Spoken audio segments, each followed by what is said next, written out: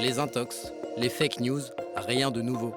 Au Moyen-Âge déjà, on accusait les Juifs d'empoisonner des puits. Et certains événements plus récents ont déjà exacerbé les théories mensongères. Par exemple, les attentats du 11 septembre. Vous avez vu ça? Un missile a été tiré quelques secondes avant l'impact. Mais depuis quelques années, notamment avec la pandémie de Covid, les fausses infos ont envahi notre quotidien. Que ce soit sur les réseaux sociaux, ils ont fabriqué un virus dans le but de tuer des millions de gens. Ou dans les rues.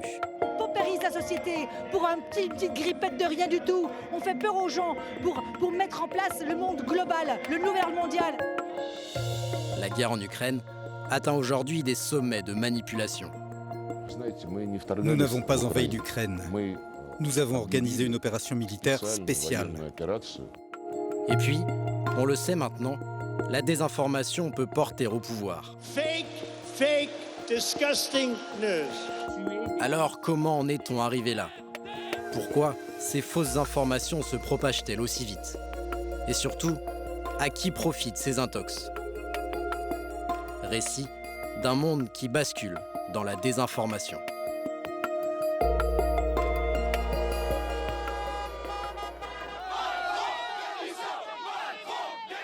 À l'automne 2018, un mouvement fait son apparition. Les Gilets jaunes. Des femmes, des hommes et une colère. Je travaille, mon mari travaille, j'ai 2 enfants. Le 15 du mois, on ne sait même pas comment nourrir nos enfants. C'est une honte ce qui se passe. On est des gens qui travaillons et on a besoin de prendre notre voiture. Moi, je suis désolée, j'habite dans le 60 et tous les jours, je dois utiliser ma voiture. C'est 88 € d'essence par semaine et là, j'en peux plus. Mais au milieu de ces revendications sociales, circulent de fausses informations, notamment en ligne, sur les groupes Facebook. Un gilet jaune aurait été tué dans une manifestation, ce qui est faux. Ou encore, notre constitution française aurait été suspendue. Une intox, là aussi. Autre exemple, avec le pacte de Marrakech. En cette fin d'année 2018, près de 160 États approuvent un texte sur les migrations.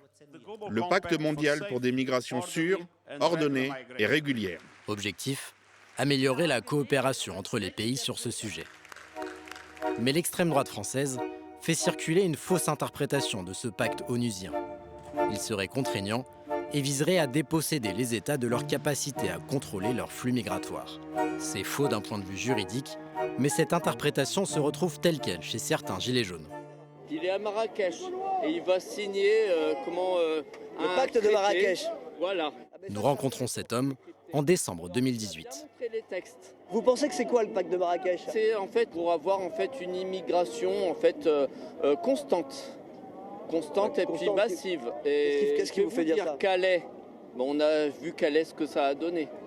Et là ce sera Calais puissance 1000.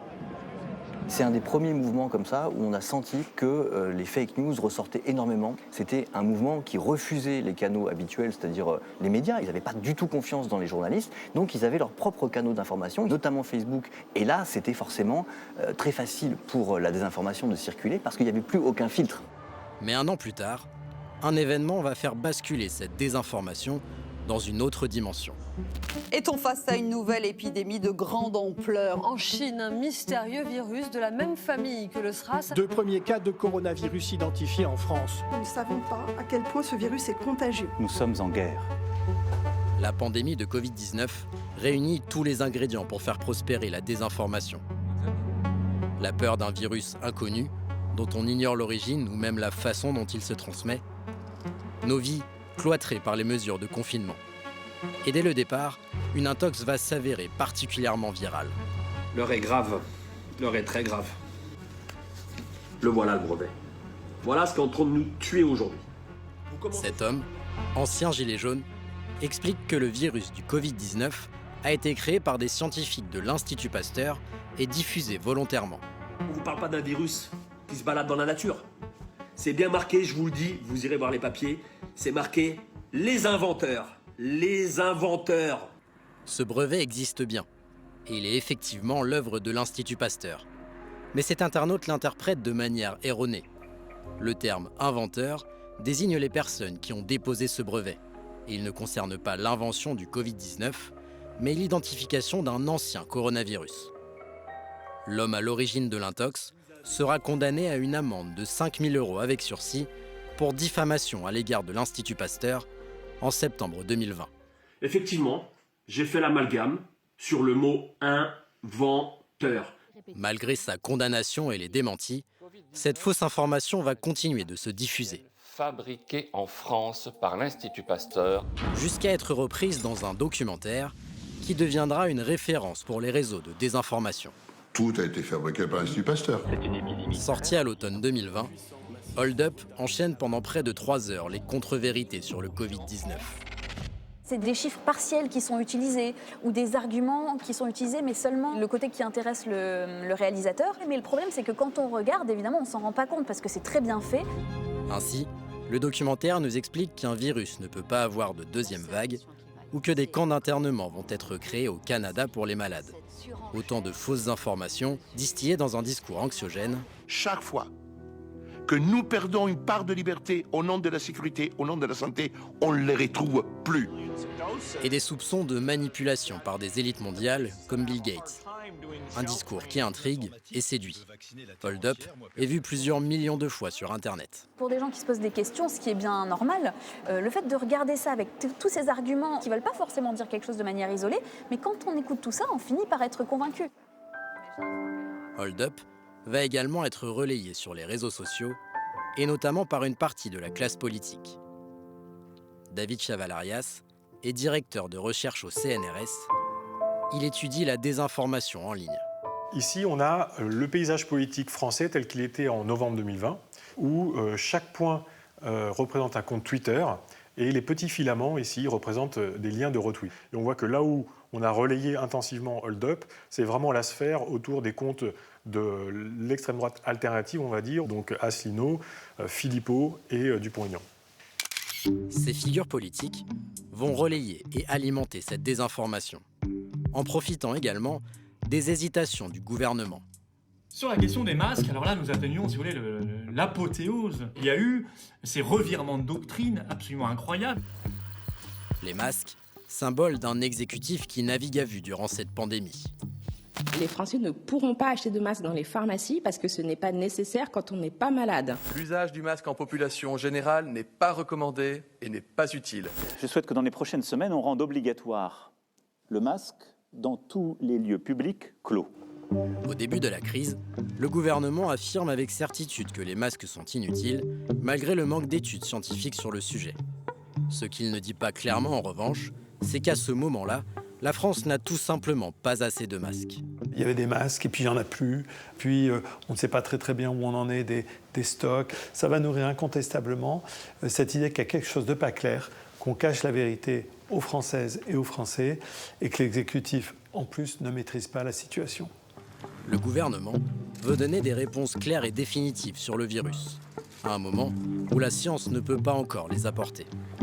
La connaissance scientifique, c'est quelque chose qui se construit sur la base d'informations robustes, validées, et ça prend du temps. Et on ne peut pas demander à un scientifique de se projeter avec un jeu de données, en quelque sorte, qui est trop faible. Il ne peut pas le faire. Ou s'il le fait, il va se tromper. Mais il va se tromper de bonne foi, je dirais. Et de nombreux scientifiques, au début de la pandémie, se sont trompés.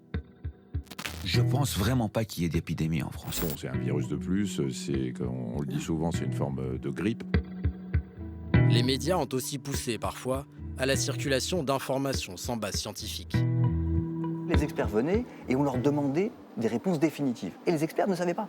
Et comme on insistait et qu'on leur demandait absolument des réponses claires et précises, ils essayaient de nous donner des réponses claires et précises. Et je pense que c'est la principale erreur qu'on a faite en tant que journaliste. Il faut accepter qu'on ne sait pas tout, et on ne savait pas tout à ce moment-là sur le virus. Un gouvernement qui tâtonne, des scientifiques qui doutent, un sentiment de cacophonie dans les médias. Ces différents facteurs vont favoriser l'émergence de discours alternatifs et anxiogènes sur la pandémie. Des arguments dopés par l'arrivée des vaccins contre le Covid à la toute fin de l'année 2020. Pour Louis Fouché, médecin anesthésiste réanimateur des hôpitaux de Marseille, une protéine contenue dans ces vaccins serait un danger pour notre fertilité. Si vous développez des anticorps contre ce petit morceau-là, peut-être vous risquez d'être infertile, d'être stérile. Autre acteur de cette désinformation, Richard Boutry, un ancien journaliste qui publie chaque jour une vidéo sur les réseaux sociaux. Pour lui, l'ouverture de la vaccination aux enfants représente un danger. Ils seront piqués comme des pauvres bestiaux qu'on envoie à l'abattoir.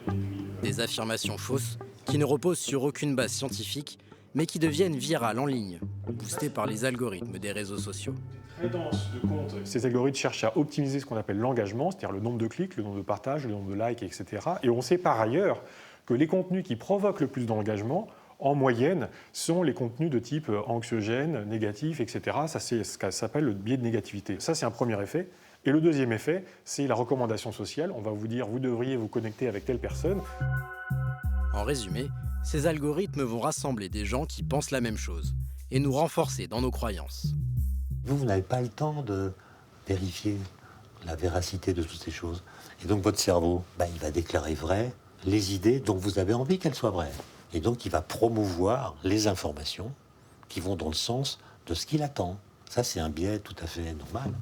Mais cette désinformation va franchir la frontière des réseaux sociaux pour s'implanter dans nos rues.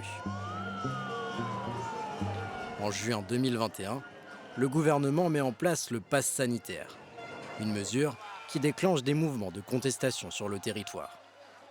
Dans ces manifestations, on trouve des questionnements légitimes sur les mesures gouvernementales. Je n'ai pas envie d'être contrôlée pour aller boire un café, j'ai pas envie que mon fils soit contrôlé quand il va jouer au rugby. Ça me gêne. Mais au milieu de ces réflexions, se glissent des discours anti-vaccins parfois fantasques. Nous en faisons l'expérience à Pau. Ça permet aussi d'en éliminer une partie. Pour vous, avec les vaccins, on élimine aussi une partie de la population ? Oui, bien sûr. On veut que nous, on devienne les petits esclaves des élites. C'est ça qu'ils veulent, en fait. Avec la vaccination ? Oui. Et le pass sanitaire aussi. Les figures de la désinformation tressent petit à petit des liens qui vont au-delà des discussions sur les réseaux. Exemple, au début de l'été 2021. On vient tourner, on est France Télévisions, voilà. Allez-y, la porte est ouverte. D'accord, super, merci beaucoup. Merci. Dans cet événement organisé à Avignon. Essayez de retrouver votre cœur. Donc voilà, moi je suis médecin réanimateur, je parle d'émancipation démocratique, donc je vais être assez loin de mon sujet, mais du coup très en sécurité par rapport à l'ordre des médecins. Il y a le médecin Louis Fouché qui, lui, sous couvert d'une formation scientifique, désinforme complètement sur le Covid. Il y a Richard Boutry qui fait la minute de Ricardo. Distanciation sociale, gestes barrières sont des concepts inventés liés au satanisme. Richard Boutry nous l'affirme, la pandémie de Covid et ses conséquences font pour lui partie d'un plan diabolique. Ce sont des apprentis sorciers aujourd'hui qui se prennent pour des créateurs et qui aujourd'hui veulent changer le monde, changer à travers leur propre vision du monde, qui veulent changer complètement les mentalités et détruire une partie de l'humanité. Ça me paraît très clair. À Avignon ce jour-là, ces discours de désinformation sur le Covid se mêlent à des causeries sur les médecines douces. Un cocktail surprenant, mais qui se développe durant la pandémie. Ainsi, le médecin Louis Fouché apparaît parfois en ligne discutant avec Thierry Casasnovas. Récemment mis en examen pour exercice illégal de la médecine, ce naturopathe prône une alimentation à base de fruits et légumes crus. Le jus du matin et puis Il est aussi la personnalité la plus signalée auprès de la Miviludes, l'organisme chargé de suivre les dérives sectaires. Sur la pandémie, l'homme aux presque 600 000 abonnés sur YouTube a un avis bien tranché. Coronavirus, si j'étais ministre de la Santé, moi ça serait réglé rapido, bain froid et jeune pour tout le monde, un petit peu de jus de carotte et vas-y que je t'envoie. Autre figure de ces traitements alternatifs, Tal Chaleur, un docteur adepte de l'urinothérapie. L'urine, en fait, est le premier médicament qui existe sur Terre pour soigner les êtres humains. Ces interventions cumulent des centaines de milliers de vues et le sujet du Covid ou des vaccins n'est jamais loin. Le but du vaccin n'a jamais été de les protéger, mais c'est de les empoisonner, parce que les vaccins sont des poisons calculés. Cette désinformation est amplifiée sur les réseaux par des influenceurs en quête de notoriété. Exemple avec Idriss Aberkan, un essayiste qui se targue d'être titulaire de plusieurs doctorats en sciences humaines et devenu un des porte-étendards de la lutte contre les mesures sanitaires. Il n'existe aucune preuve scientifique du succès médical du confinement. Désormais, il se fait le relais de toutes les théories les plus controversées, voire fantaisistes. Dernièrement, il entretenait l'hypothèse selon laquelle le séisme en Turquie, qui a fait plus de 50 000 morts, auraient été provoqués artificiellement.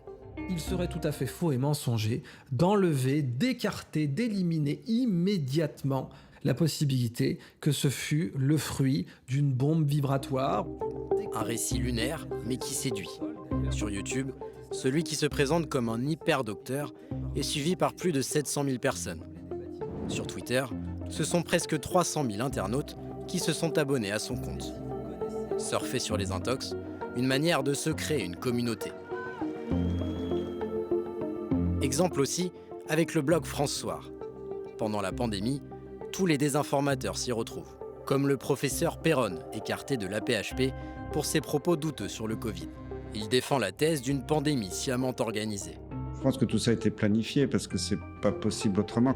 Mais certains médias traditionnels servent aussi de caisse de résonance à ces intox. Christian Perron, par exemple, est également invité dans des émissions plus grand public. Sur Sud Radio, chez André Berkoff, ou dans l'émission de Cyril Hanouna, Touche pas à mon poste, où il dit ceci sur les vaccins anti-Covid. Ce vaccin n'est pas un vaccin, je l'ai dit depuis le départ, c'est un produit expérimental qui est en train d'entretenir et d'augmenter l'épidémie. Des individus présentés comme des lanceurs d'alerte, mais dont les propos vont à l'encontre du consensus scientifique et sont mis en valeur par ces médias. La désinformation est un business et un créneau médiatique. Et c'est important de le comprendre. On vous diffuse une information fausse ou incroyable parce qu'on a intérêt à générer de l'audience et à faire de l'argent avec ou de la réputation. Il y a toujours une récompense pour celui qui diffuse la fausse info. C'est devenu un business. Influenceurs, présentateurs déchus ou scientifiques marginalisés, les profils de ces désinformateurs sont variés. Mais ils se rejoignent sur une position anti-système et certains sont prêts à passer à l'acte. Membres du gouvernement, je vous adresse cette première sommation. N'attendez pas de démissionner, faites-le sur le champ.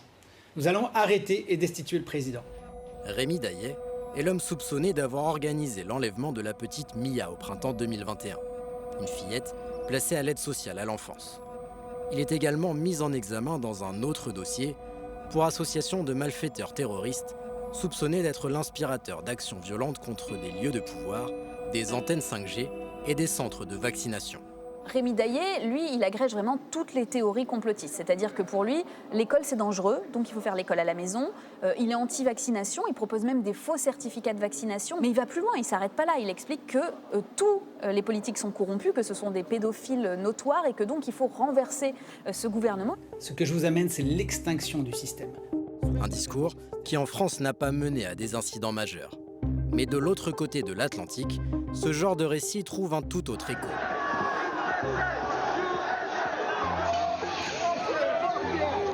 Janvier 2021, des partisans de Donald Trump envahissent le Capitole, encouragés par ce dernier quelques minutes plus tôt. On va marcher jusqu'au Capitole. Trump refuse de reconnaître sa défaite à la présidentielle et alimente la théorie d'une élection truquée.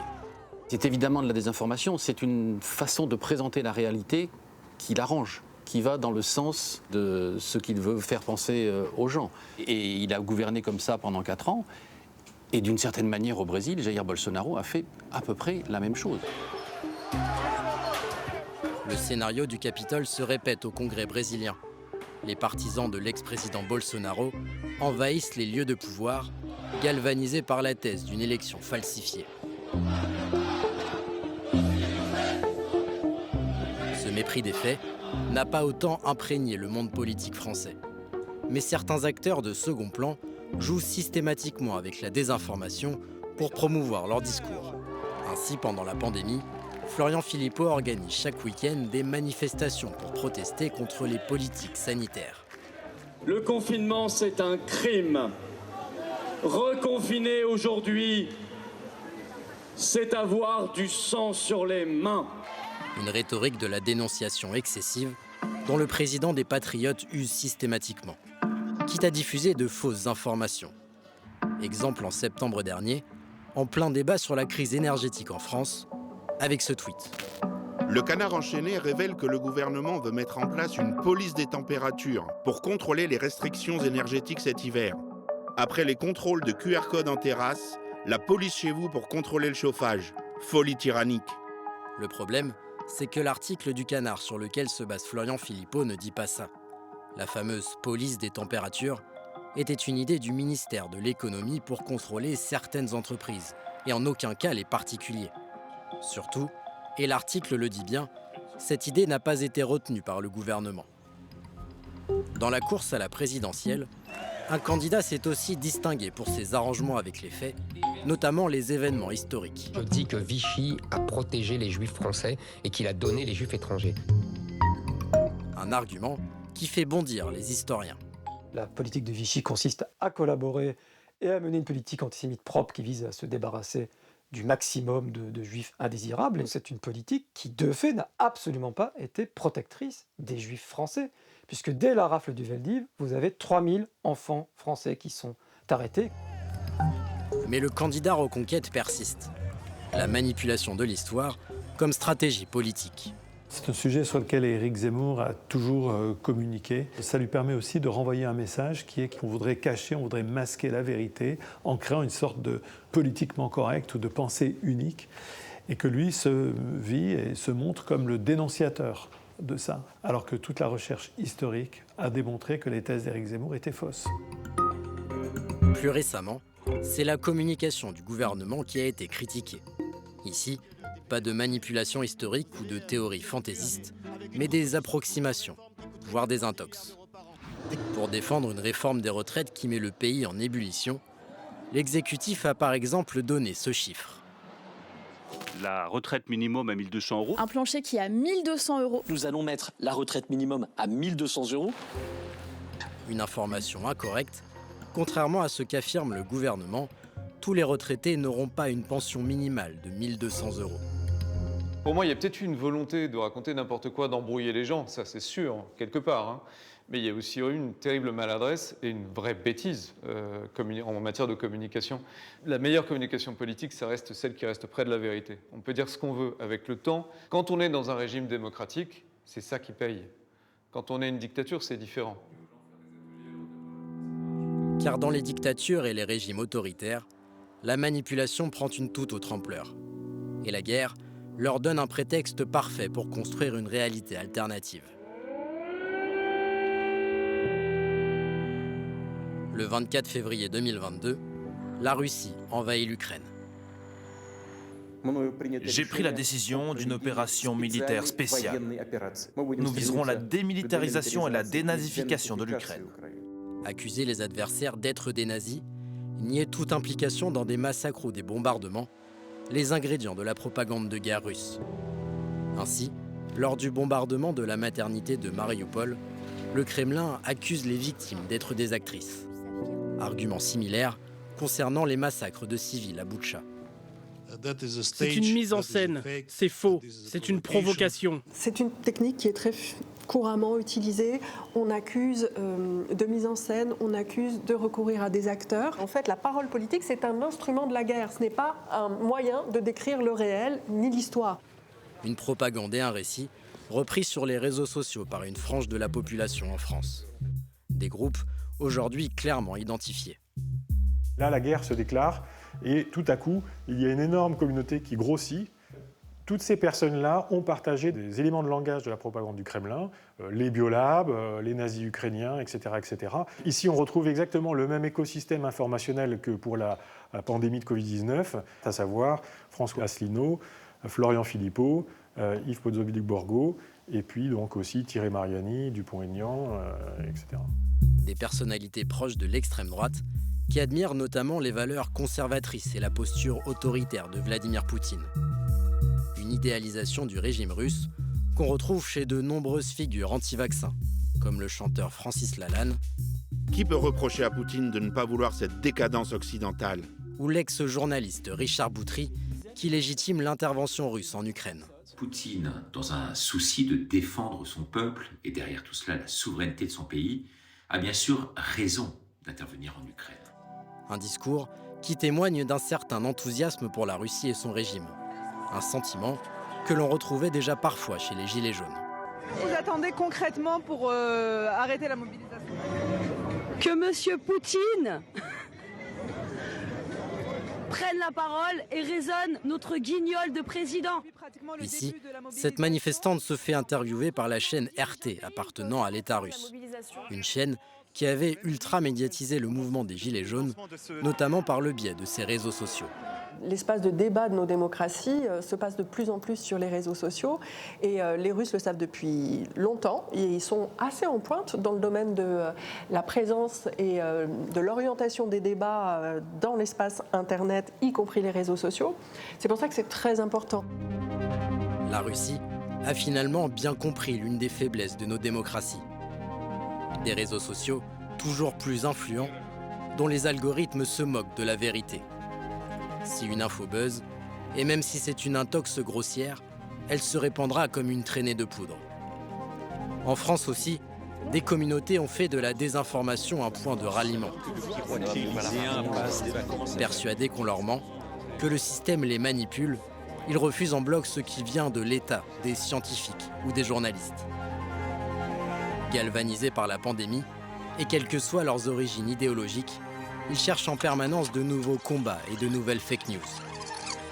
Nos sociétés sont aujourd'hui face à une vague de désinformation sans précédent, boostée au like et au partage. Une pandémie qui se propage et contre laquelle nos remèdes semblent dérisoires.